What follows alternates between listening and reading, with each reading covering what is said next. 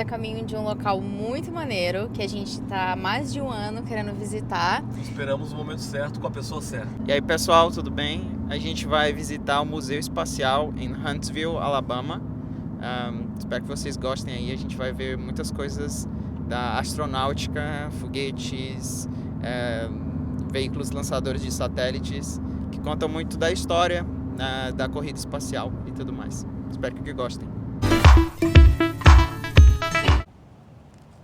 Esse é o centro espacial aqui da NASA. Nesse centro tem algumas réplicas de alguns foguetes, alguns até exemplares, e a gente vai conhecer. Eu também estou aqui pela primeira vez. Então, essa é a entrada principal aqui. Esse centro foi fundado em 1965, num dos esforços para tornar público o que a NASA estava fazendo naquela época. A gente sabe que é uma época que teve muita corrida espacial, e a gente vai mostrando para vocês o que a gente pode encontrar por aqui, que você também pode visitar. Aqui tem uma coisa bem interessante. Então, tem diversos, tem uma representação aqui do sistema solar em escala. Então isso é bem interessante, porque você tem aqui o planeta Saturno, e ali a gente tem os outros planetas. A gente vai dar uma olhadinha depois. Então, se o planeta fosse desse tamanho, a distância desse planeta para o próximo, então de Saturno para Urano, lá onde tem aquela pessoa lá, tem uma outra plaquinha. Então a gente tem, essa seria a distância do planeta se o planeta Saturno fosse desse tamanho. E aí, como você pode ver, as distâncias são gigantescas, mesmo com esse tamanho aqui, considerando esse tamanho do planeta. E aqui tem algumas características também. Marte, mas ele é pequeno mesmo. Então, se a gente olha, por exemplo, a Terra, olha o tamanho da Terra comparado nessa escala. A gente vive aqui. Se você olha, os outros planetas também são pequenos. Ó. Sol, que o Sol nessa escala é grandinho. Mas aí você vê o quanto os planetas rochosos, eles estão próximos, e os planetas gasosos, né, eles estão mais distantes. Aqui tem um memorial para o primeiro animal que os Estados Unidos botou no espaço e voltou vivo. Então foi um macaco esquilo. Tudo bem que talvez foi uma crueldade com o bichinho e tudo mais, mas foi muito importante para o desenvolvimento das pesquisas espaciais e tudo. Bom, gente, aqui é a entrada do Rocket Center. E vou mostrar aqui para vocês, porque é muito comum aqui nos Estados Unidos você encontrar lugares, né, públicos e também tipo parques nacionais, e eles vendem coisas assim que representem aquele parque. Eu vou mostrar aqui para vocês. Camisetas, caneca, olha que legal isso aqui, porta-retrato. E ali também tem roupa de astronauta para vender, então é bem interessante, que logo aqui na entrada, antes de você pegar o ticket, você passa por essa lojinha aqui. Panela legal aqui da NASA. Cabeça muito grande.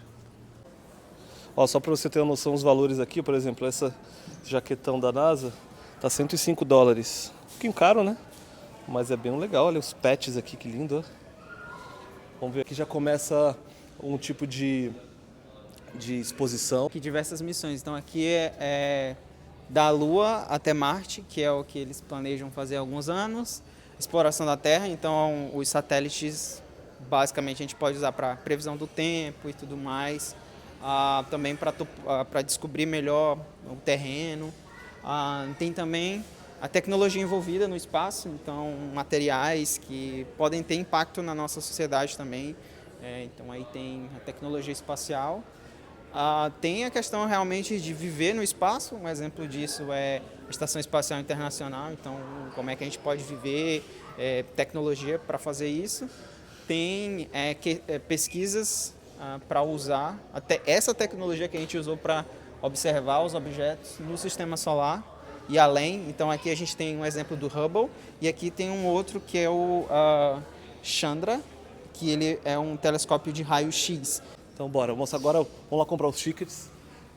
Aqui é a entrada logo da bilheteria, né?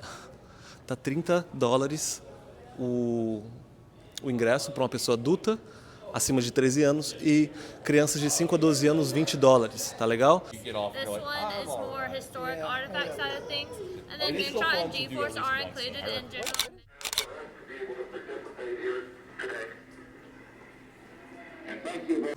A jornada do espaço através da cultura pop. Então, acho que eles estão mostrando como que isso é apresentado nos filmes, de uma maneira geral.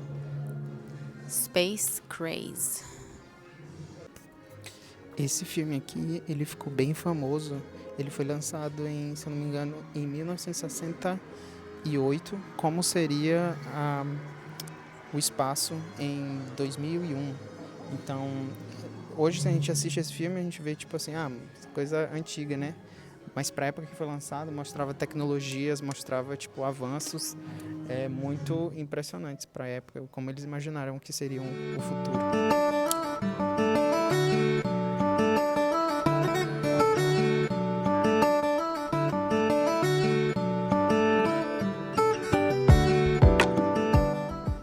Esse dispositivo aqui, eles têm as fotos que eles tiraram na Lua, né?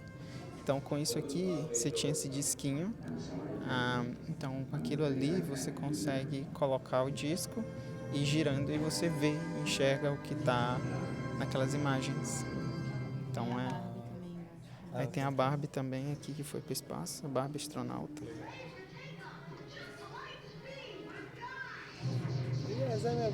Então, eu acho que é interessante a gente notar uma coisa sobre como os voos espaciais. Então, normalmente a gente vê assim, dá para ir direto, né? Tipo, fazer uma linha reta. Na verdade, por conta da gravidade, os voos nunca são diretos. Então, esse aqui é um exemplo do voo que aconteceu da Apollo, quando ela atingiu o espaço. Então, você vê que tem uma parte que ela tem que sair da atmosfera em vermelho, né, da gravidade terrestre, e dar volta, e depois você tem o circuito laranja, que a gente chama de inserção na órbita. Depois a gente atinge a órbita lunar, que é esse amarelo, verdinho, sei lá. E aí você desce e volta com essa coisa, esse número 8. Por isso que as órbitas, a distância Terra até a Lua é de aproximadamente 1 segundo-luz. É muito rápido, é muito próximo, 300 mil quilômetros. Só que demora muitos dias por conta desse movimento que a gente não tem como fugir dele. We're off to the moon. Saturn V with Apollo blasts off from Kennedy Space Center. 2. Launch escape system and first stage separate. Second stage ignites. 3. Second stage separates. Third stage ignition into low Earth orbit. 4. Entry into Earth parking orbit. Third stage reignites for translunar injection. 6. Command Service Module, CSM, separates from the third stage. 7. The CSM docks with Lunar Module, the LEM, and extracts it from the third stage. 8. Mid-course correction, if required. 9. Slowing into lunar orbit. 2 astronauts move into the LEM. 1 stays with the CSM. 11. The CSM and the LEM separate. 12. LEM descent engine fires, slowing its descent and... Touchdown on the moon!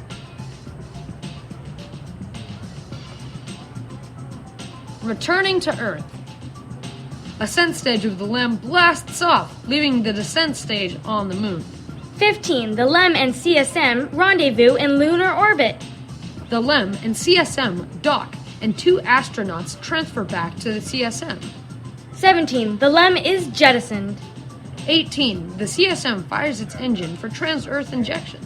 19. Mid-course correction, if required.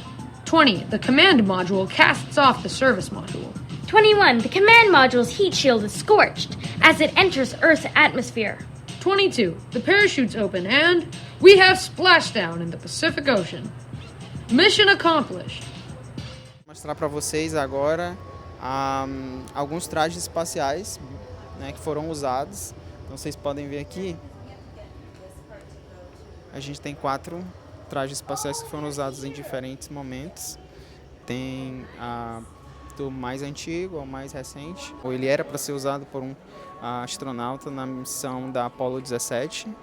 mas foi cancelada essa missão. Mas você vê aí até os que foi usado para teste e outros também que eles usaram no espaço, e vê o quão complexo é só esse traje aí. Esse aqui é um exemplo de traje mais moderno, e ele foi usado na primeira missão privada, porque todas as outras missões normalmente elas são financiadas, né? A NASA é uma agência governamental, e aí você vê a diferença e a tecnologia também usada hoje, que é superior àquela que eles usaram no passado também. Aqui a gente tem um exemplo, ali em cima na verdade, de um projeto para usar a luz para, como é que eu posso dizer, para que aquele foguete, aquele pequeno satélite ali no meio possa atingir grandes distâncias. O que acontece é que a luz tem uma propriedade chamada de pressão, de radiação, ou seja, a luz ela exerce força sobre um objeto. Então a ideia deles é usar um objeto grande assim e iluminar com luz, nesse caso usar luz solar ou mesmo um laser ou outro objeto, para que possa atingir grandes distâncias. Então aí a gente tem aqui uma ideia nessa simulação do que pode acontecer. Então você emite luz e a luz do sol pode empurrar esse objeto para possibilitar novas missões espaciais. Então, aqui em Huntsville, na cidade que a gente está do Alabama, existe, né, esse Space Center, e além de ter esse museu, também tem pessoas que trabalham aqui com pesquisas e tudo mais. Então aqui é uma pesquisa muito interessante de uma proposta que eles fizeram para viagem para Mars, quando eles forem para Marte, né, que é uma forma de reciclar a água, tanto a umidade do ar, quanto da urina, suor, e aí eles usam todo um procedimento, eles criaram uma máquina também, para ela poder recuperar a umidade do ar, e aqui é o processo de como eles fazem a reciclagem do líquido da urina, né? Então, eles passam por um processo para destilar a urina, aí tem condensamento da umidade, e aí aqui no final é o produto da água, que está pronta para beber e para usar para outros fins científicos. Então uma pesquisa, um projeto que eles estão desenvolvendo aqui, nessa cidade que a gente está morando. É interessante. É o futuro da comida espacial, o potencial que pode acontecer. Imagine só como é que é comer no espaço, né? Então a gente tem pesquisas nessa área de usar insetos, porque eles são grande fonte de proteína. Então vocês estão vendo aí nessa primeira imagem grilo desidratado. Então ali depois tem um gafanhoto, né, um pequeno gafanhoto desidratado, e aí tem farinha de grilo, e depois tem alguns vermes ali que estão desidratados também, mas que podem ser feitos farinhas Fonte de proteína, e aí pode ser fonte de proteína, né? Então fica a dica aí para quem pensa ir para Marte. Fazer uma dieta espacial. E vai fazer uma dieta espacial. Mas não só de proteínas interessantes aí as pessoas podem viver no espaço. Tem alguns projetos também para se desenvolver o crescimento de verduras. E aqui a gente tem um exemplo de uma torre hidropônica. Então tem o líquido, então a gente tem água passando por dentro. Como hoje a gente já pode colher alguns vegetais e tudo mais nesse tipo de cultura. E ali você pode ver, né, que eles podem crescer de forma vertical, que poupa espaço, e também pode ser feito dentro da espaçonave, em outros lugares que eles podem ser acomodados. Então, gente, aqui a gente tem um exemplo de um motor de foguete.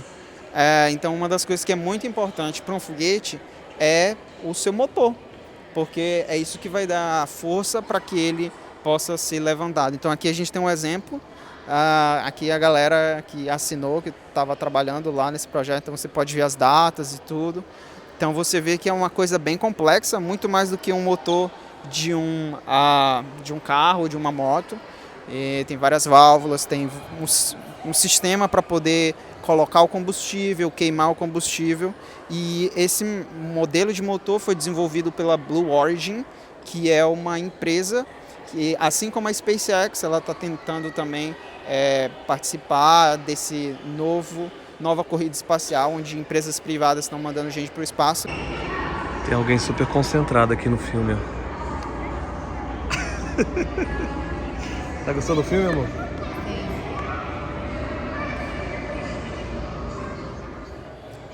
Você já parou para pensar como vai ser sua casa em Marte? Na Terra a gente usa alvenaria, tijolo e tal, concreto nas nossas casas, mas aqui a gente tem uma ideia do que pode ser as casas na Lua ou em Marte, através dessa estrutura impressa em 3D. Então é um material que é mais fácil, é mais maleável, mas também, dependendo de como você constrói, bem resistente. Então essa é uma proposta aí para as futuras gerações que vão para Marte. Então, para famílias que têm crianças, é um local muito bacana, não só para ver, né, as coisas que tem no museu, mas também tem um espaço em que as crianças podem construir e entrar com a mão na massa mesmo, fazer maquetes, pintar, tem umas menininhas ali brincando.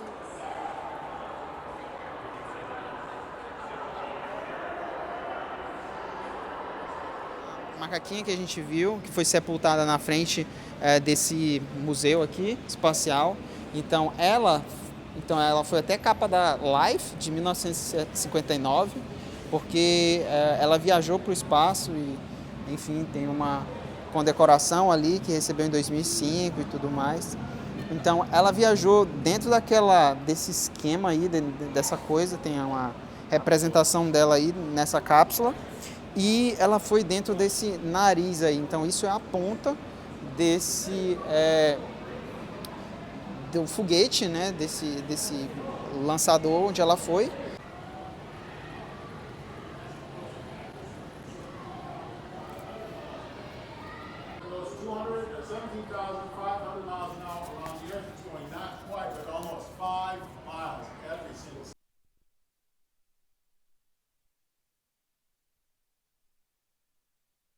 Tem um exemplo das diferentes partes que a Estação Espacial Internacional tem e como cada país usou, né, contribuiu, porque é uma estação espacial internacional. Então a gente tem os Estados Unidos, a Rússia, o Japão, países europeus e o Canadá. Então como cada um contribuiu para formar aquilo que a gente tem até hoje no espaço. Agora a gente vai entrar no modelo da Estação Espacial Internacional que tem aqui, vocês podem ver.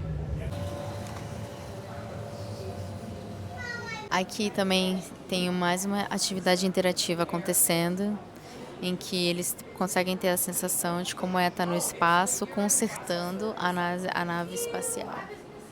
Na verdade, é a estação, né?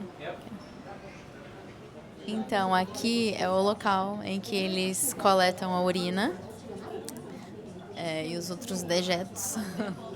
E a partir daqui que eles têm aquele projeto de fazer reciclagem, né, do líquido. Então, pessoal, aqui a gente tem alguns exemplos de comida espacial. Então, vocês podem ver como a comida é bem interessante. Tem comidas muito boas, risoto ao pesto. Você tem chá, você tem limonada. Então, é bem interessante, mas como você pode ver, as comidas são secas. E ali tem um menu do dia, ó. Cada dia você tem uma coisinha para comer. Ali a gente tem a parte de higiene, primeiros socorros. Essa aqui, basicamente, é a velocidade que a estação espacial está. Então, é basicamente esse valor aqui, a velocidade em quilômetros por hora. Então, é bastante rápido.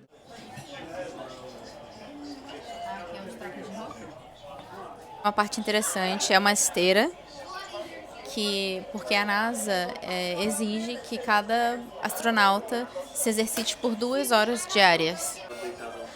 No caso a pessoa tem que estar amarrada e tem que ir andando assim, né, com o pé aqui, desse lado. Os astronautas têm uma parte que eles podem ver a Terra, como vocês podem ver aí. Então eles podem flutuar, olhar para a Terra, relembrar de onde eles estão, né, onde eles vieram, porque vocês podem ver tudo fechado, não tem janelas. Então isso é uma parte boa para eles não se sentirem tão isolados do mundo lá fora. Tá.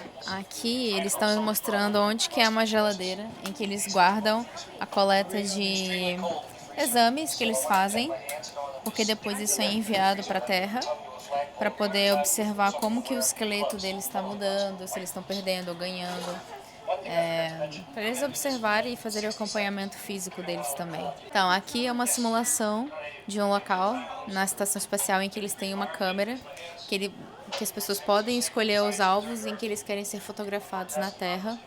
E aqui é onde ocorre a coleta de líquido, water recovery, né? Que aqui acontece um dos processos de purificação de água para transformar em água potável.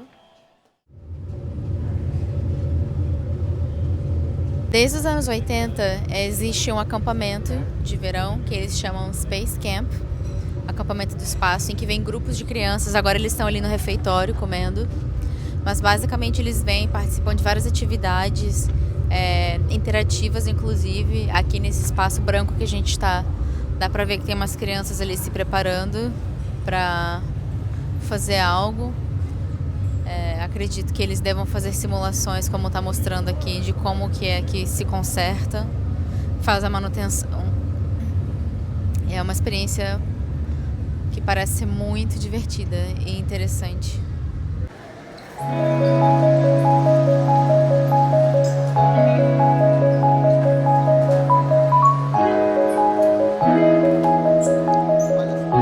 Bom, gente, vou mostrar aqui para vocês. Não é só ambiente interno, mas é como se fosse um parque temático, assim, né? Onde tem várias partes aqui, todo esse espaço, e você caminha e fica livre para visitar onde você quiser.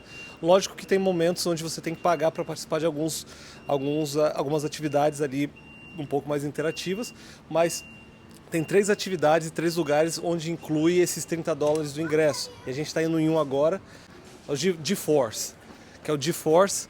Então, bora lá mostrar para vocês.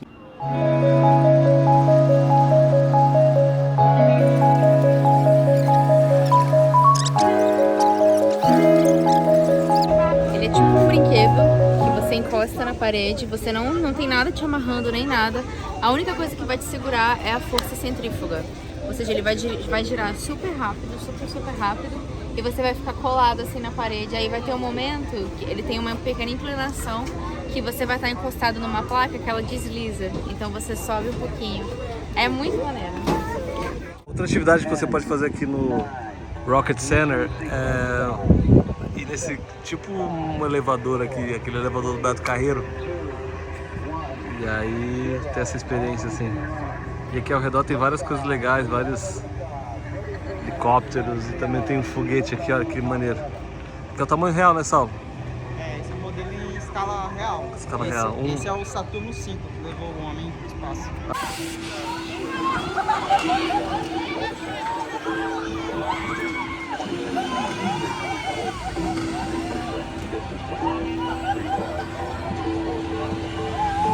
E aí, amor, o que achou? Eu tô pálido. Esse negócio é pra mim não. Eu gosto de aventura, mas essas paradas assim que mexem com cima e embaixo, lado e alto. Eu fiquei só olhando Suando também. Carinha aprovou. Eu aprovei. Compramos aqui um negócio pra beber, tá muito quente. Tá uns 35 graus hoje, muito quente. E estamos agora visitando uma outra atração. Na parte do Saturno V.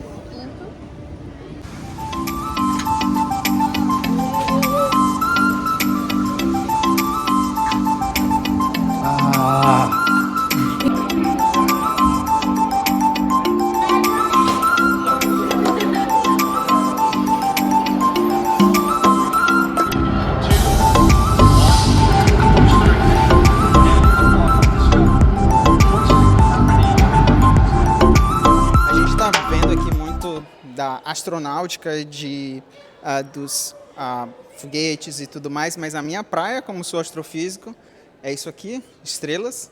E eu queria mostrar um pouquinho para vocês. Nessa imagem a gente tem um bocado de estrelas, mais do que normalmente a gente vê no céu noturno, por conta da nossa visão e poluição luminosa e tudo mais.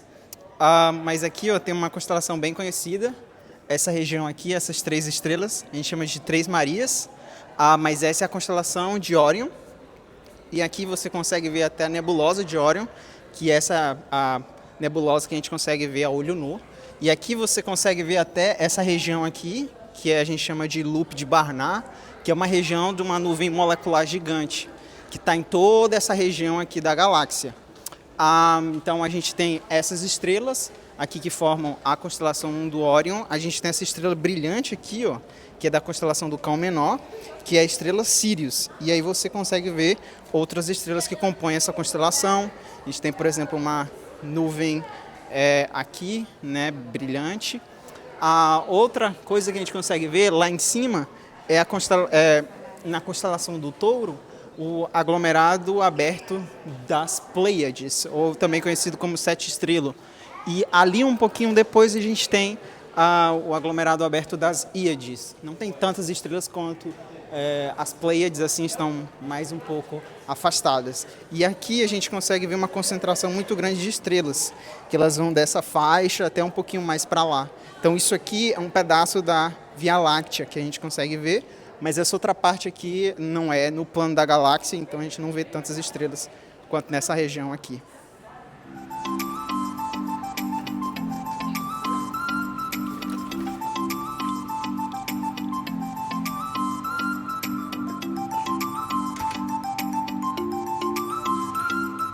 Agora voltamos ao tema desse vídeo, dessa visita que a gente está fazendo. A gente vai entrar aqui na sala onde tem o Saturno V, que foi o foguete que levou o homem ao espaço. E como vocês podem ver aqui, é gigantesco. Então o foguete, que é o mesmo que a gente tem na réplica, a gente tem uma réplica lá fora de proporção 1:1, ou seja, o foguete lá fora tem 110 metros de comprimento, aproximadamente 110 metros de comprimento de altura. Aqui a gente tem também esse mesmo tamanho e aqui a gente pode ver um bocado de coisa interessante. Aqui a gente tem os motores, então como vocês podem ver, a gente tem não só a parte de combustível que fica lá dentro, mas a gente também tem os exaustores e vocês podem ver como é gigantesco tudo isso e como eles têm estruturas e têm mecanismos para colocar para fora, né, todos os gases que eles produzem durante a combustão. Esse foguete, ele é o primeiro foguete que levou as pessoas para o espaço, para a Lua. Foi o foguete que tinha um módulo espacial e tudo mais, módulo lunar, mas ele não foi o primeiro foguete a levar pessoas para o espaço. A gente tem outros foguetes que fizeram isso, tá? Só para deixar bem claro. Mas até ali, ó, você vê já os módulos finais desse foguete, e ali a gente tem uma réplica do módulo lunar também. Dá pra ser astronauta, amor? E aí? É confortável ser astronauta? Eu acho que eu sou muito grande para ser astronauta. Acho que eu não nasci para isso aqui, não. Let's go. Missão, Lua, start, base. Vamos lançar em 5, 4, 3, 2, 1. Um abraço, Brasil. E só para deixar claro que quem inventou o avião foi Santos Dumont. Um beijo. Mãe, te amo. Em geral, isso é interessante. Os foguetes, eles têm diferentes tipos de combustíveis. Eles têm combustíveis sólidos ou combustíveis líquidos. Mas dependendo da fonte e da energia necessária, esses combustíveis eles podem ser trocados e tudo mais. Então, pessoal, a gente tem a evolução dos sistemas de propulsão que eles usam. Então, ali atrás, a gente tem um modelo bem simples e aqui a gente tem outro tipo. Então, se vocês olharem aqui, o Saturno 1, ele tem para o primeiro estágio, o segundo estágio, ele tem diferentes sistemas de propulsão. Então, esse aqui, eles usaram nesse segundo sistema no sistema de propulsão do segundo estágio. Vocês verem que é um motor um pouco menor e eles não precisam de tanta potência ali, porque o foguete já está tão alto, a atmosfera já está rarefeita, então você não precisa gastar tanto combustível. Mas para você sair do solo e atingir uma boa altitude, aí sim você precisa de uma coisa tipo assim, para poder fazer a propulsão. Então, aqui eu estou mostrando só em miniatura, mas a parte real mesmo é todo esse pedaço aí, ó, que vai até ali. Então, até ali você tem o primeiro estágio do foguete. Existem alguns poucos tipos de espaçonave que eles não usam é energia solar, eles usam, acreditem ou não, energia nuclear, mas isso foi usado num período muito específico e para missões também específicas, de longa duração, e que os painéis solares não seriam tão eficientes, então eles tentaram usar outras tecnologias, mas esse não é o padrão de se usar hoje, porque primeiro a gente está próximo do Sol, que é uma grande fonte de energia, inclusive energia renovável e tudo mais.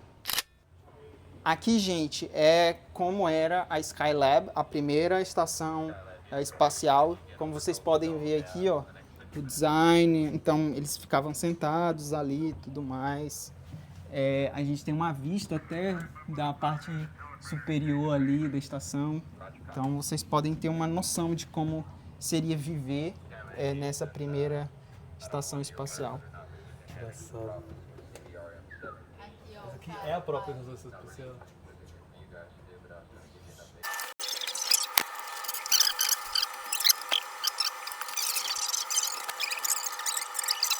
O foguete, ele tá subindo, né? Ele faz assim, aí eles têm a visão de frente.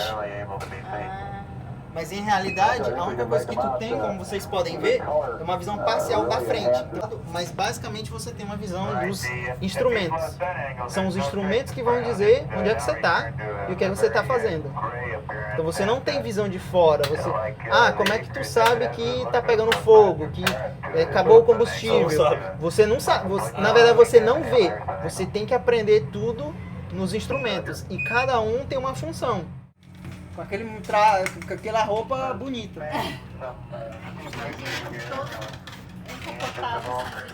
Com capacete e tal.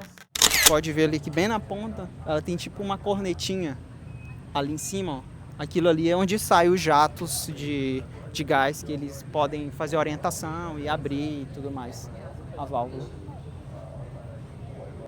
Nessa parte ali, naquela cápsula, a gente tem os astronautas. Eles ficaram ali, então eles treinam basicamente numa cápsula semelhante a essa. Então, nessa parte daqui, você tem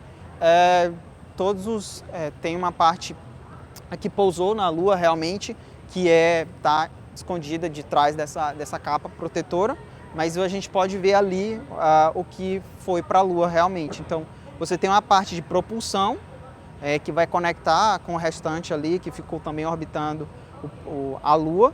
Mas, então, aquilo ali está ali também. Só que o que acontece é essa parte alaranjada, que vocês podem ver ali, ela ficou na Lua. Foi uma base, ela desceu ali com combustível e a parte superior, ela foi e se conectou com os astronautas, com a parte que estava em órbita ali também.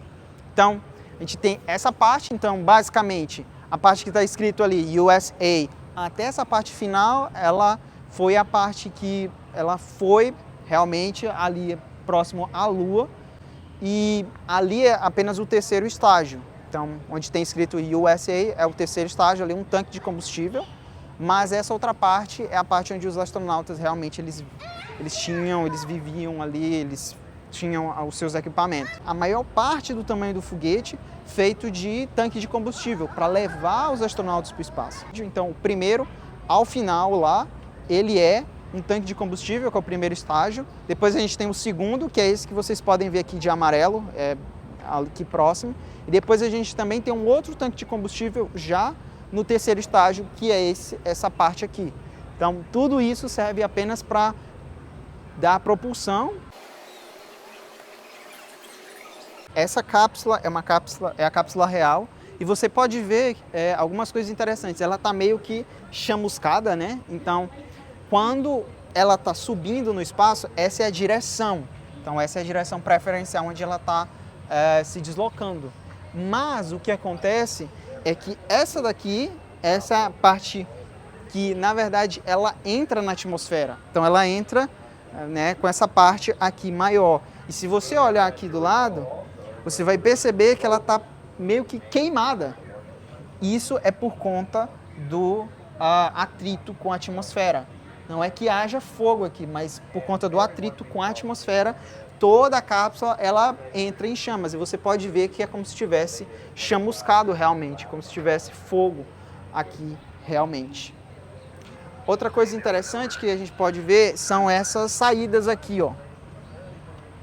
Então, essas saídas aqui, provavelmente, elas são para direcionar a cápsula. Então, talvez ela está girando e ela está subindo no espaço e ela está girando um pouco, então, para que ela possa ter estabilidade, você tem a emissão de gases aqui para que ela possa se tornar estável.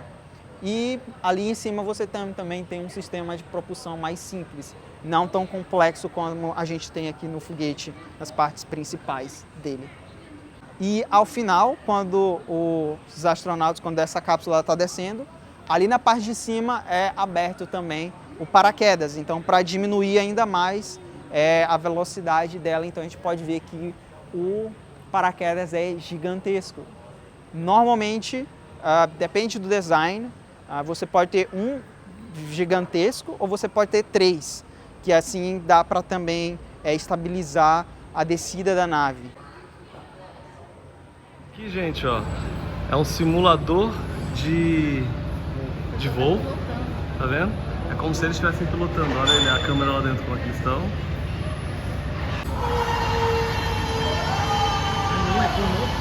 Que massa!